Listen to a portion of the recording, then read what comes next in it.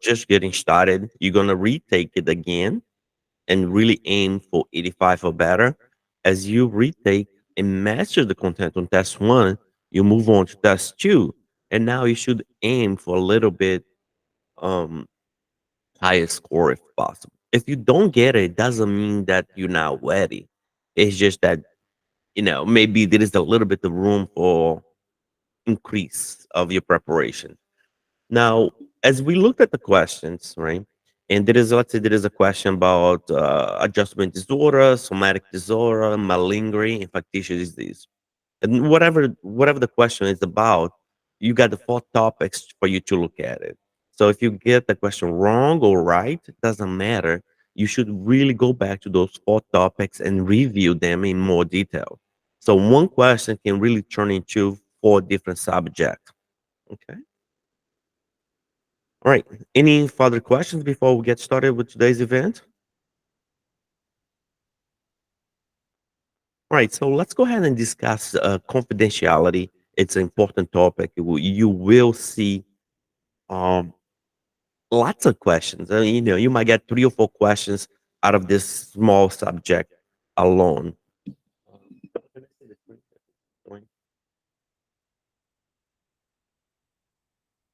Okay. So I trust that this time you can see my screen.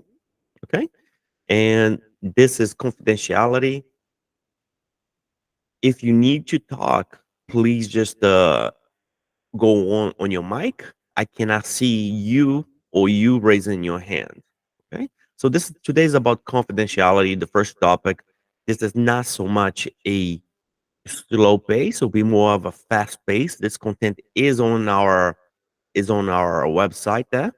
So confidentiality, right? So when you think about confidentiality, think of it as equal to the patient's right. The patient has the right to confidentiality. The patient has the right to least restricted environment as well. Okay. And the patient has the right to consent. So these are the three patients' right. One of them is confidentiality. Okay.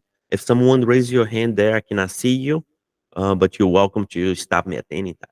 So when it comes to confidentiality alone, think of it as the patient's right. So you assume the patient assumes that the information that's given to the provider to us will not be disclosed unless if it's during an emergency. So there are exceptions to confidentiality.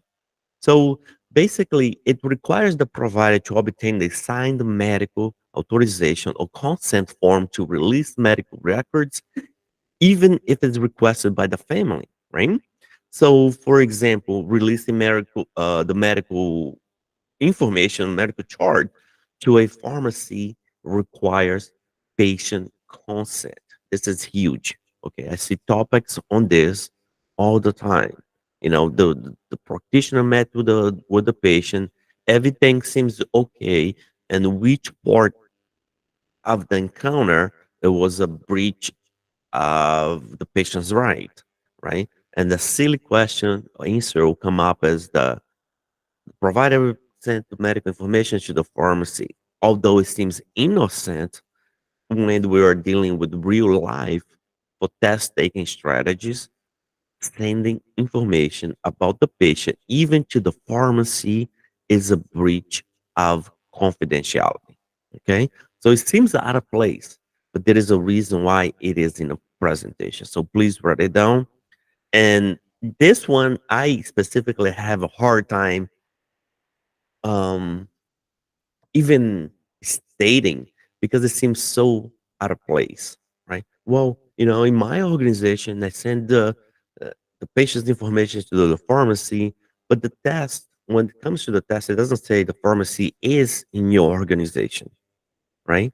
You don't know what if the person that you're sending, what if the patient's information that you're sending to her husband now or ex-husband works in the pharmacy, right?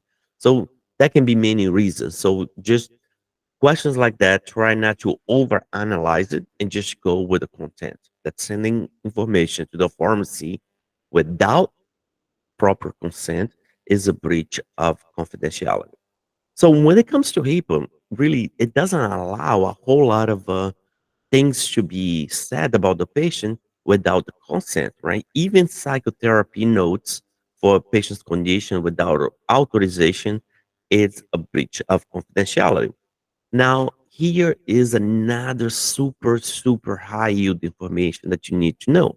If I have a patient with the SADC, right, alcohol use disorder, uh, what have you, and the patient also has a major depressive disorder or any other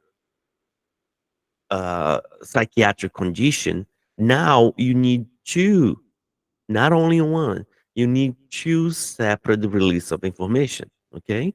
So don't mistake this how the question presents. The patient is 25 years old with alcohol use disorder and major depressive disorder, and goes on to say that would like to transfer his care to another facility.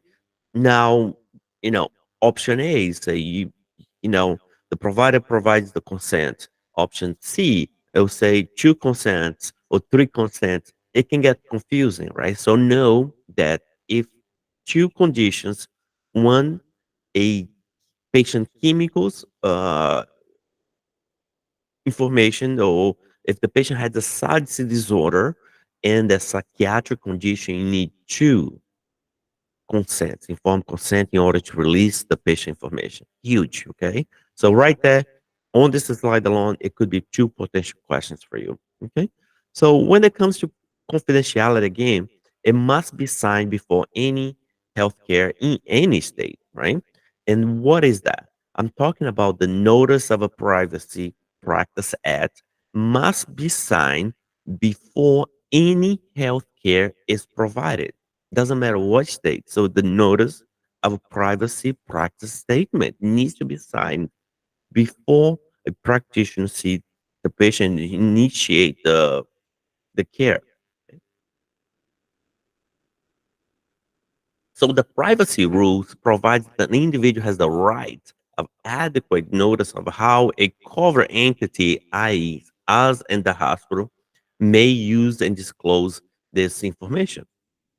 And that's what it is. So the HEAP applies to any electronic form of release information. And if it is through email, it cannot just be a Google email or your organization email, for instance. It needs to be a two-way encrypted email in order to transfer the patient information from one facility to another. Now, when questions ask you about transferring patient's information, whether it's lab, whether it's the patient charts to another facility, always pick a way that you can deliver the care with the least amount of burden on the patient. Example, if the questions ask you, if the patient comes to you and say, I would like to get my treatment in another facility, can you provide me the medical record? Yes, I can, as long as you sign the consent. Okay. So that's easy, understood. However, if option B, if it's a better option, it's yes, I can, as long as you sign the consent. Would you like me to fax this information to another facility? And option C is like, yes, we can, as long as you sign informed consent. Would you like to hand over this information, hand carry this information? You are to pick the one that's safer and faster, unless if the patient disagree, right? If the patient is not opposed of you sending the information via fax or via email, that will directly transfer the information to another facility with the safest method and the secure method, that would be the preferred over a patient carrying the information himself. Another point here is that you don't want to pass the buck, right? So here, rather than having the patient carry this information, may or may not lose this information, may or may not get to the facility, transfer via fax or via email is the way to go. Please, it's kind of fast. It's not necessarily a class, but if you have a question, please let me know, right? Questions that may ask, what are the purpose of HIPAA? Don't think it's just confidentiality. So there are three purposes of HIPAA. Once you identify the ID of the providers that, when I provide care, now the HIPAA has my identification. Two, HIPAA is very concerned with electronic records. And three, the most obvious is confidentiality. So, how can you remember confidentiality, right? So, you can use this handy dandy acronym. I try to put an acronym for everything that I do when it comes to study time I have a because it question. helps me. Go ahead, please. About the last slide.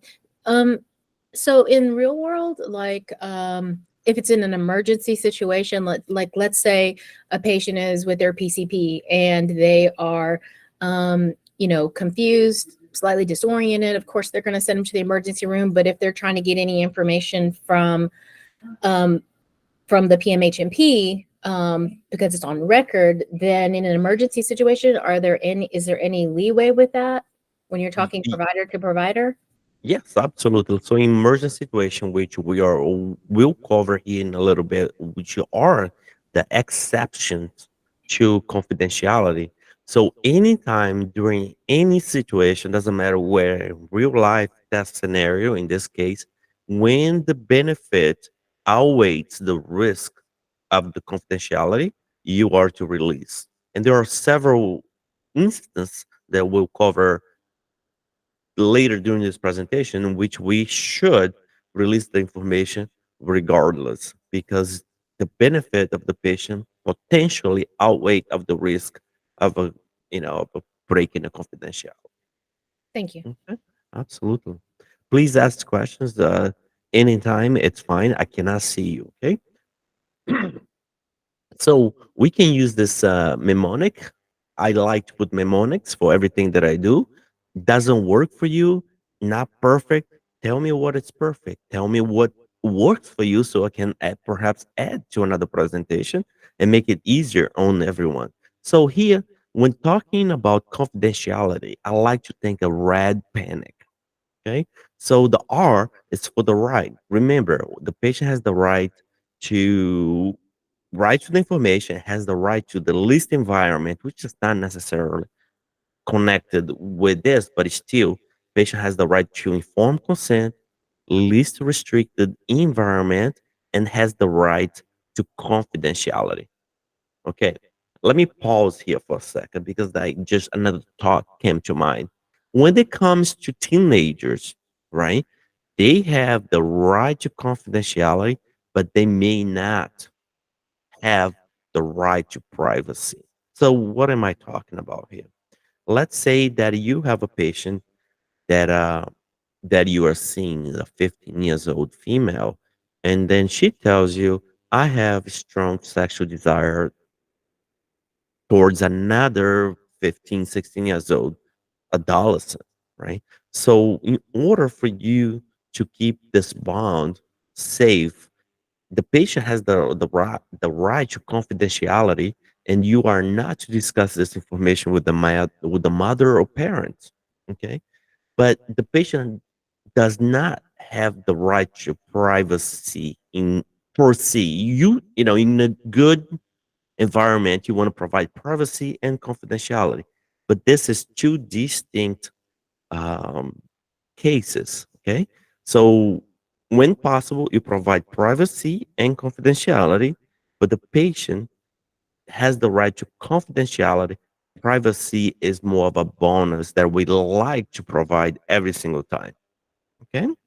Now, back to this mnemonic here. I said red panic. So, here for, oops, sorry about that. Okay. So, here for the transfer, when they say transfer, so the T there is for the provider must obtain consent to release medical records. Again, chemicals, we need two consents. Pharmacy, we need one consent. The D is for the disclosure. So HIPAA restrict disclosure of psychotherapies notes without authorizations. The P is for the psychochemical, two separate releases.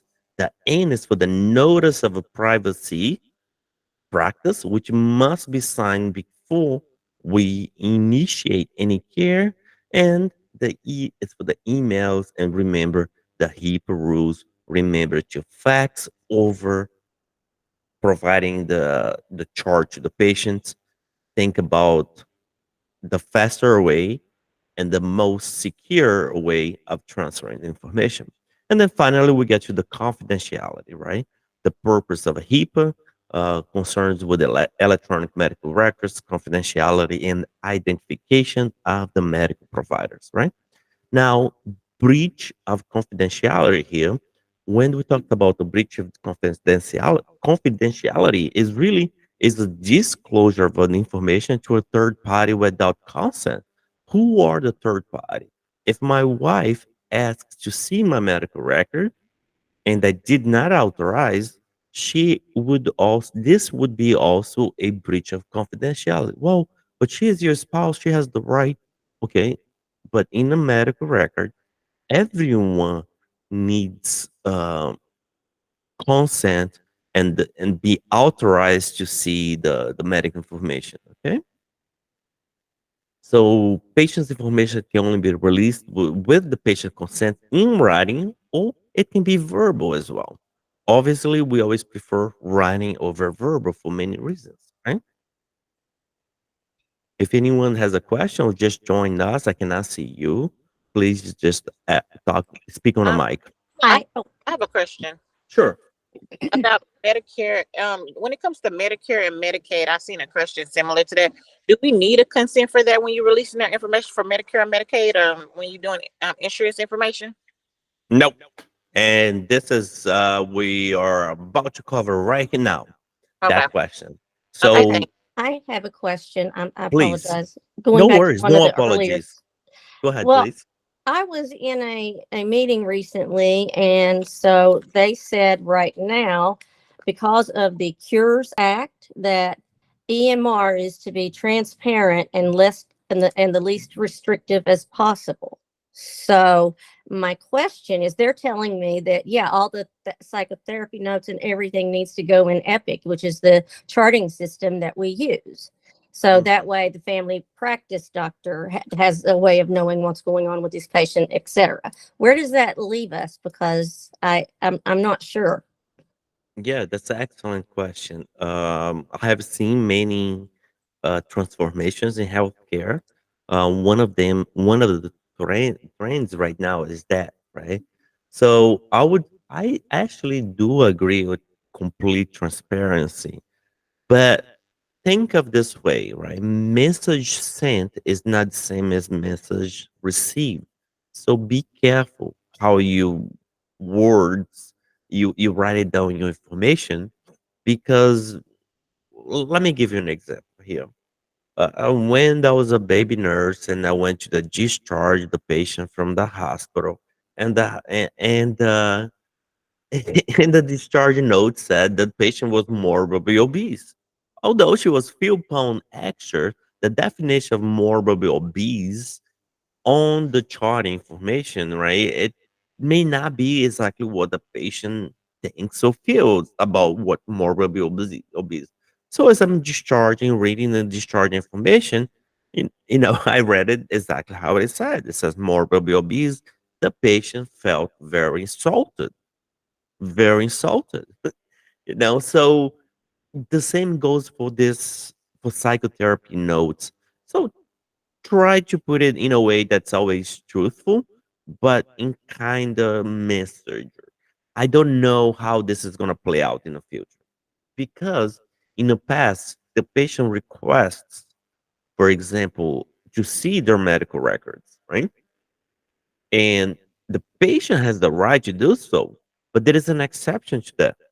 If I think there is something in the medical records that will deteriorate the patient's mental health, I can deny it. I will deny it. If I think there is something in the medical records that this is in real life, this will not be on your test.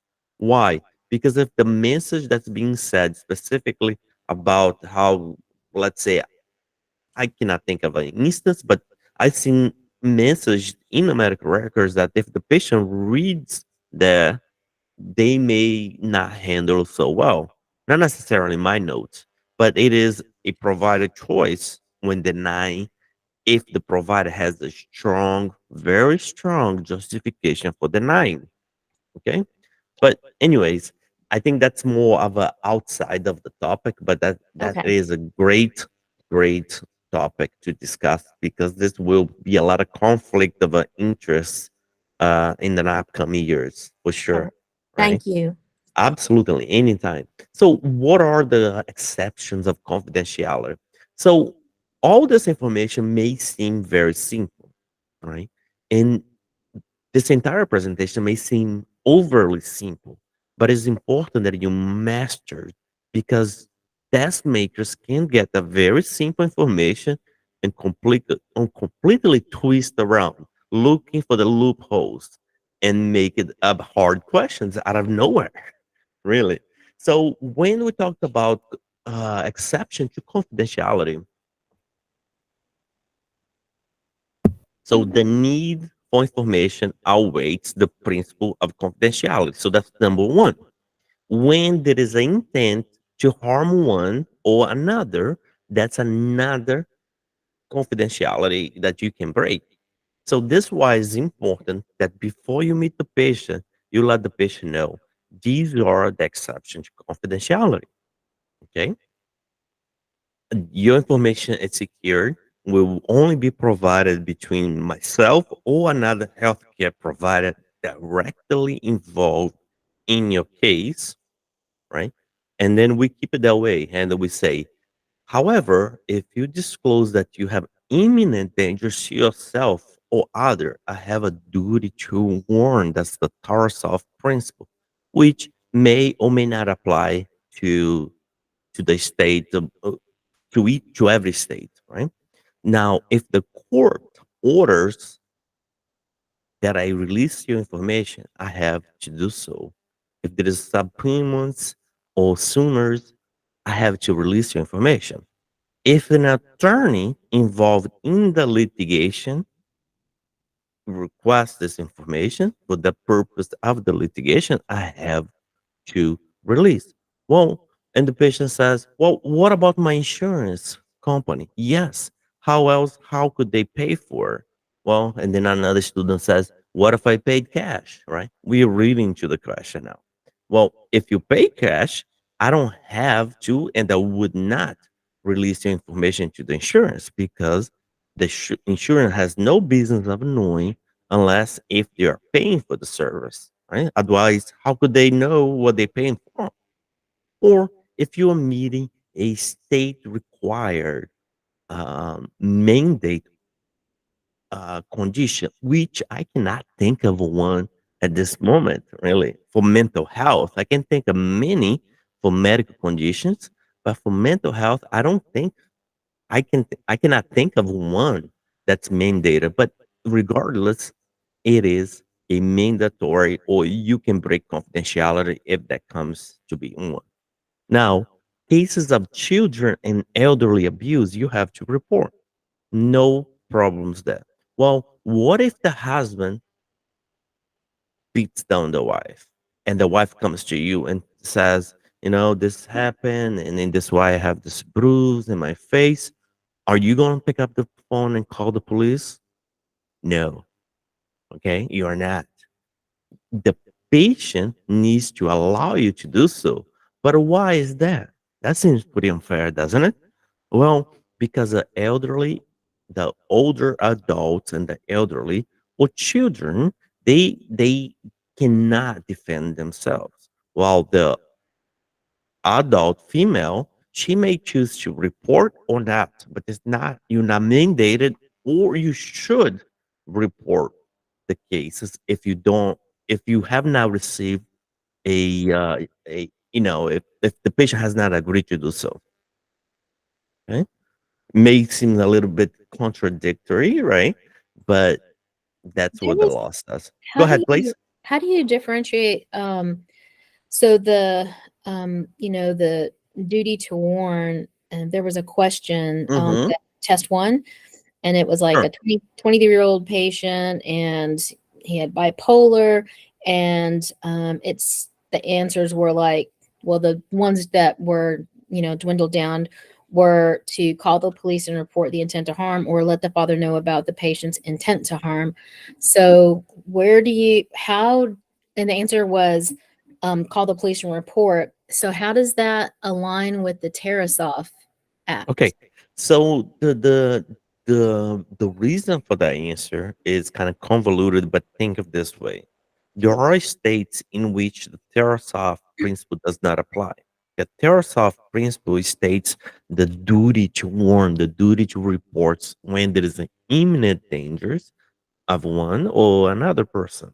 So if we are taking a national board, which means the rules have to be the same for every state because it's national, it's not a board for the state of Florida, right?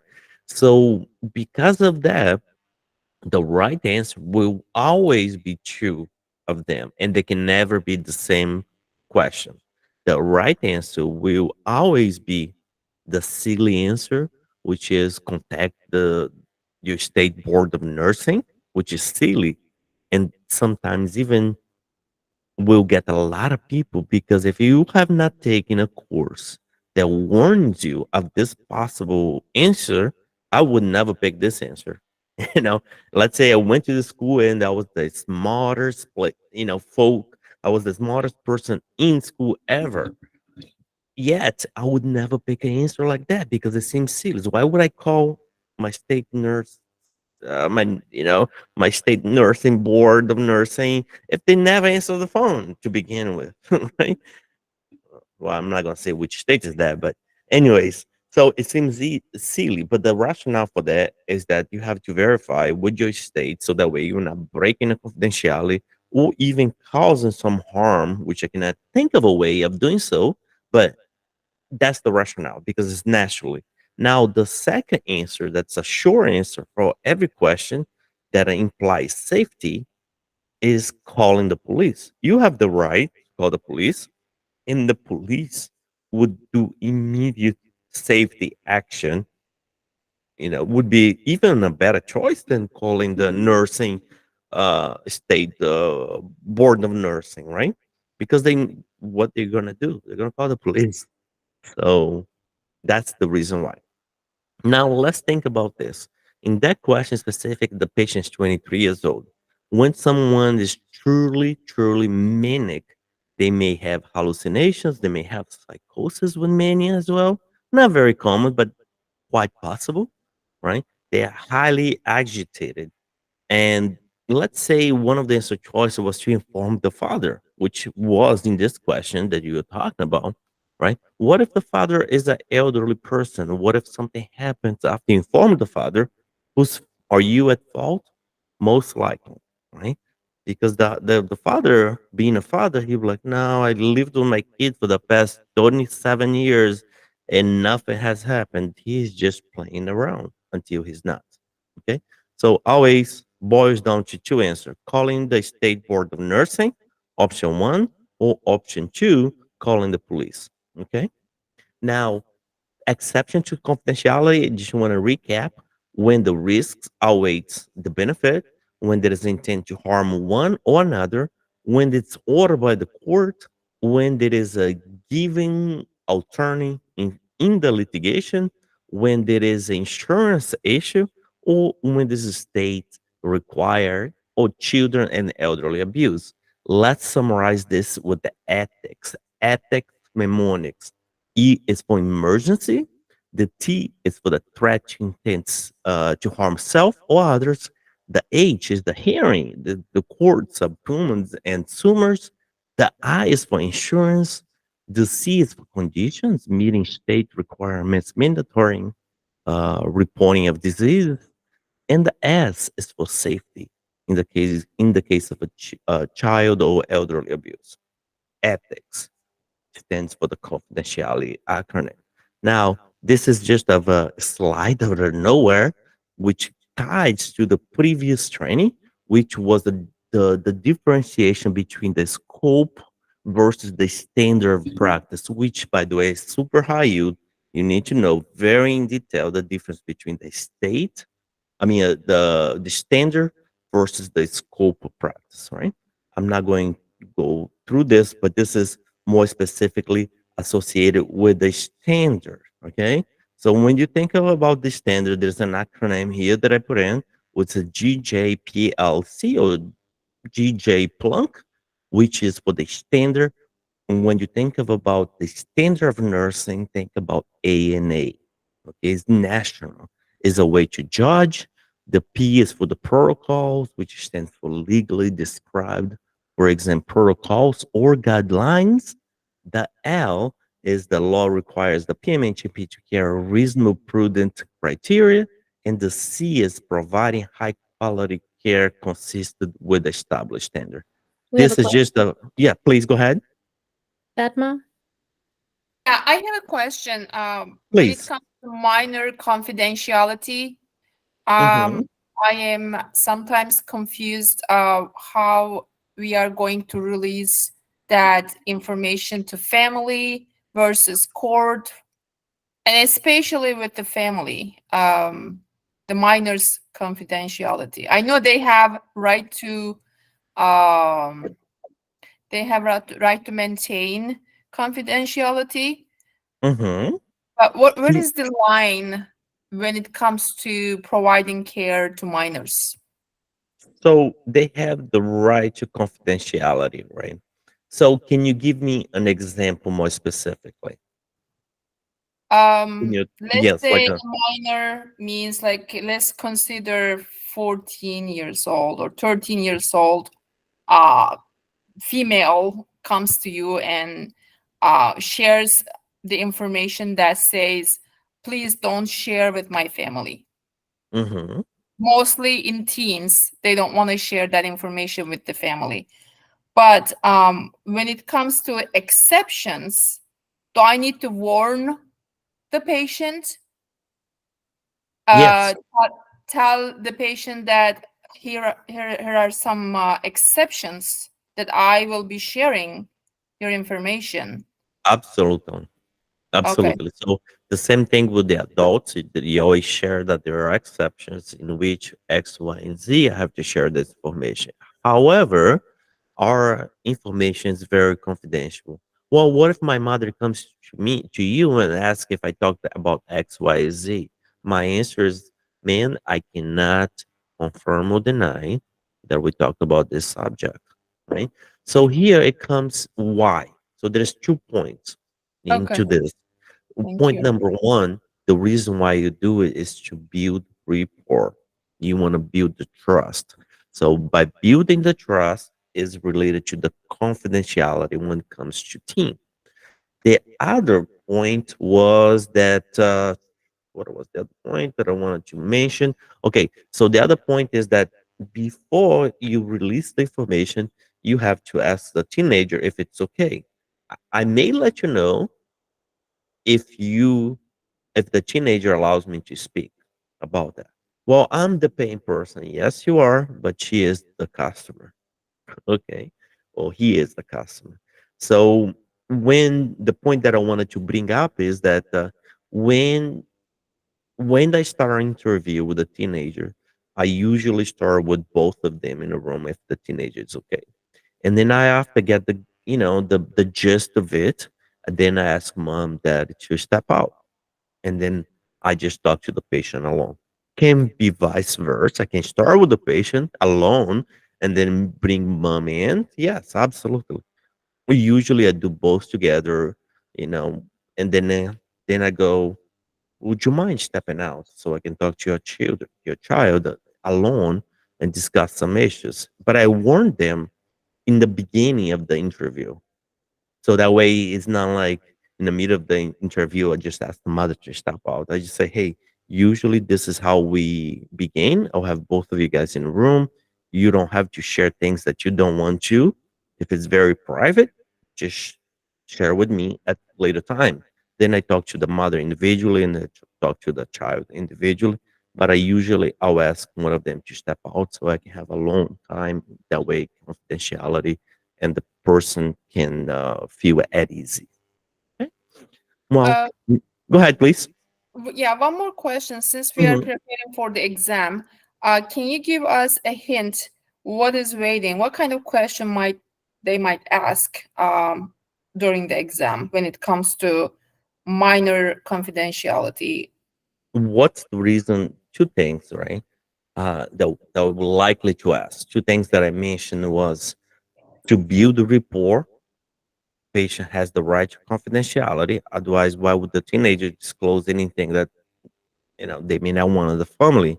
And the second thing was to it's one of the patient's rights is confidentiality, regardless of who is paying or who's not.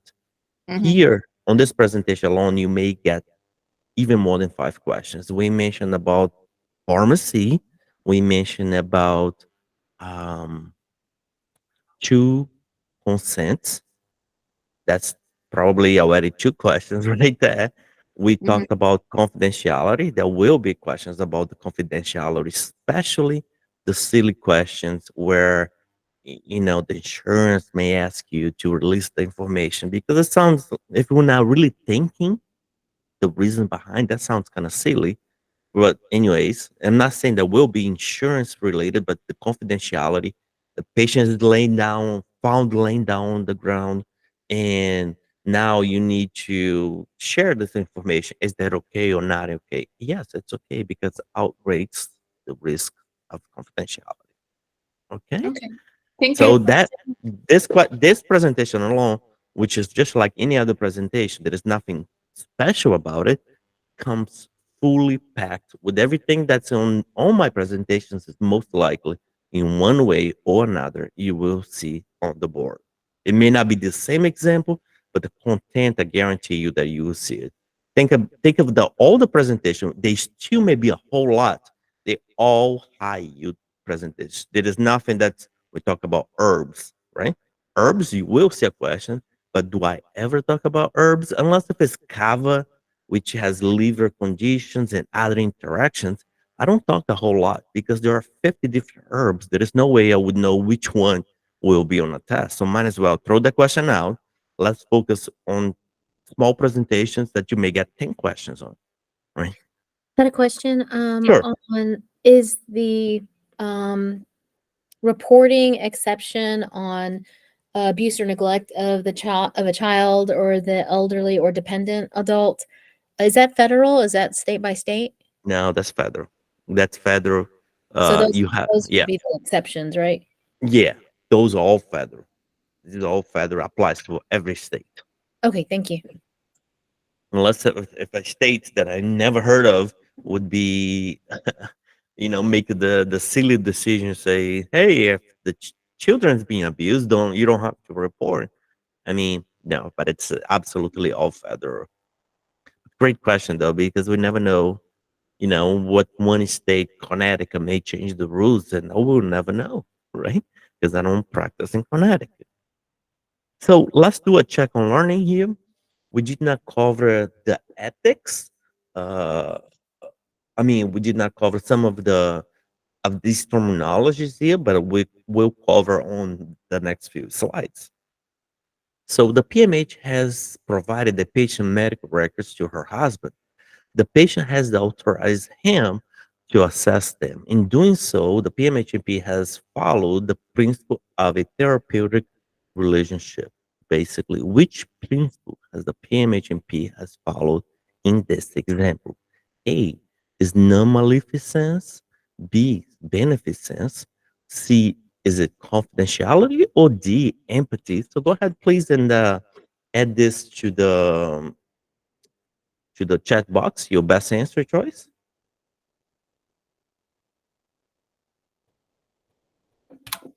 All right, so there is no surprise that this one is a very, very easy, right? So the patient has followed the example of confidentiality, which is the paramount principle that patient provider relationship, even when there is a consent, sharing the patient information should only happen for a specific reason aligned with the patient's benefit. Now, another topic came to mind. Let's say you are providing care to a Native American, and the Native American wants you to release the information to his elderly person that's in charge of his tribe. Let's say it this way. Would you release? Yes. However, you need what? Confidentiality consent to be signed before doing so. Okay. Well, what if you want, if the patient wants the elderly person to be present during interview? Is that okay? Yes. But you need to allow the person to be present. Same principle. Okay. Check on learning. A patient with depression disclose thoughts of harming themselves during a therapy session. Which of the following best action protects confidentiality while assuring the patient's safety? Okay. A. Keeping the information confidential and offering further therapy sessions. B. Reporting suicidal thoughts to appropriate authorities. C. Discussing the thoughts only with the supervisors for guidance. Or D. Sharing the information with the patient's family members anonymously. Okay, I see some answers that popping up. Okay.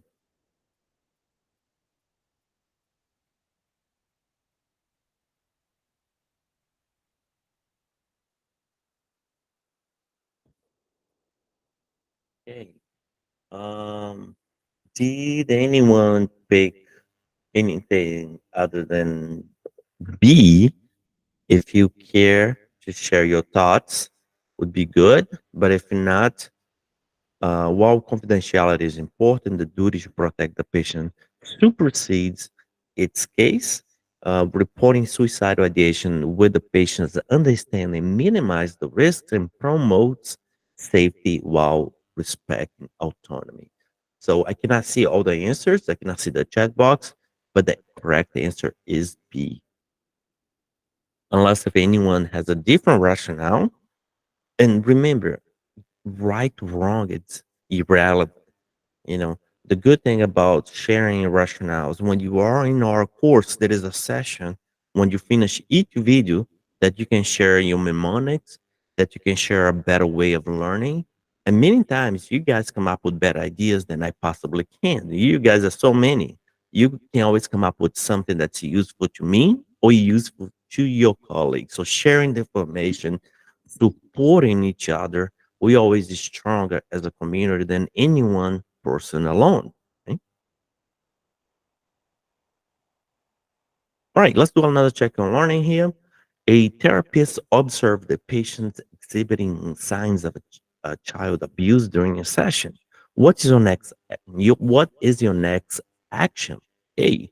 Report the patient's family member only if the patient confirms the abuse. B. Report only if the patient confirms the abuse.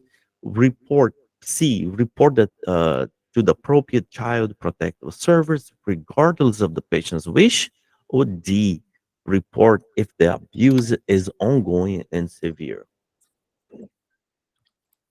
Okay, so easy again. I don't think there is any. We drove this point of reporting to the state board of nursing, and we drove the point of always reporting to the police or appropriate authorities. Now, let's discuss a case here that I see a lot of people making a mistake. Okay. So let's say that you encounter a child exhibiting sexual behaviors. Okay. So now I want to introduce you two concepts to this. One is one is the child between the age of 3 and 6, they may play with themselves. That's part of Fyodor Fyodor stage.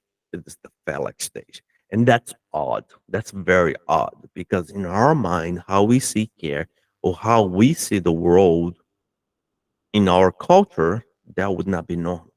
So, first point, it is normal. 3 to 6, they are discovering their bodies, they are touching, they are feeling, they may be touching the breath, the genitals, normal. Okay. Very odd, right? I always had problems with questions like that because in my mind, that's not normal. But according to Fyodor, phallic stage, that's normal. The second point is the most important point that many of you guys will get it wrong because you are listening to information that's not correct online. If you encounter a child playing with a doll that's sexually in a sexual way or more or might have you, whatever the situation is. And the question A is to report immediately to CPS. Question B is to assess the situation and possibly calling CPS, right? So the question is call immediate or conduct an assessment. Your action is to conduct an assessment before you call CPS. Okay. We can go on about this specific topic because I see it all day, every day for the last year or two. Online pops up where people say, oh, immediately call the CPS, let them assess the situation. Well, if you have a choice between assessing and finding out the reasons why in a safe way, you do that before you call CPS. Okay. So hopefully this was clear. We can take another 5 minutes break. We can take a 5 minutes break. I'll stop recording here, and then we can do another class, or we can go. Let's go